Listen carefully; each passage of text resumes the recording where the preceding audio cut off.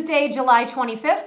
I'm Amy Corr. I'm here with Kevin Van Eck, and we are live out of the Goose Island office. So we have been talking about summertime and the benefits of prospecting and focusing on getting more business, right? And also really talking about doing just one thing every week to move the needle. So guess what? We've got another one thing that you get to focus on this week. So make sure you fill her on up, iced or hot. Get your coffee ready, and let's jump into the next episode of Coffee with Amy and Kevin. That's right. Good morning, everyone. Good morning, Amy.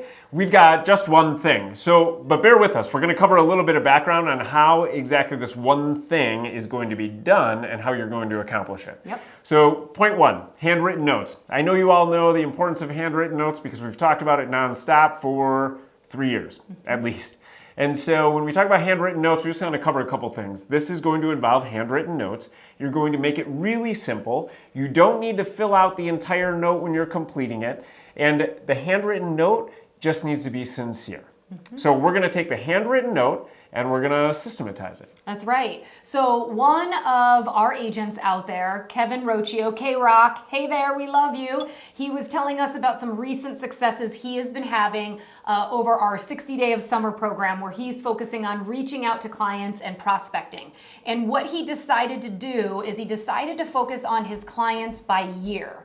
He actually decided he was going to go back actually to 2014. In his first week, that's what he focused on, is all of the people he transacted with in 2014. And what he did is he started reaching out. And guess what? It was working. He actually got a client opportunity. He re-engaged with somebody from 2014 and he helped them purchase something else. Then his next week, he went into 2015. And guess what? He had another success. So our point here is that sometimes when we look at prospecting, we tend to focus on the people who are always so top of mind or right in front of us, and we reach out to them over and over again. So what we want to encourage you to do is to pick a year and go back a little ways. When did you first get into the business? Maybe it's 5 or 8 years ago that you want to take a look at. Pick that year, look at all of the transactions that you've done or you did at that time frame, and we want you to reach out. But specifically, we want you to reach out with a handwritten note.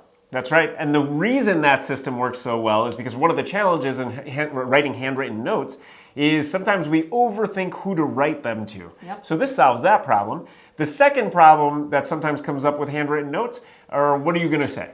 Well, here's what you're going to say. Easy. There's 3 things you can say in a handwritten note. It's thank you, it's congratulations, and it's just thinking of you.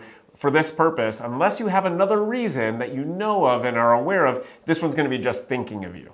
And what that means is, I was just thinking of you the other day. It's been a long time since we connected. I enjoyed working together. Would love to catch up. Kevin.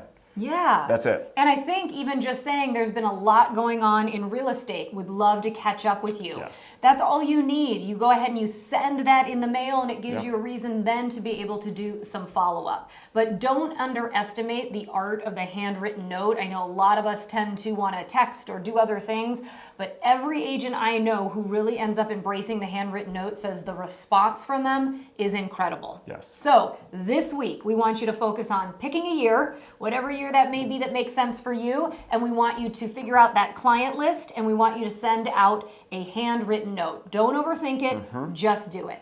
That's right.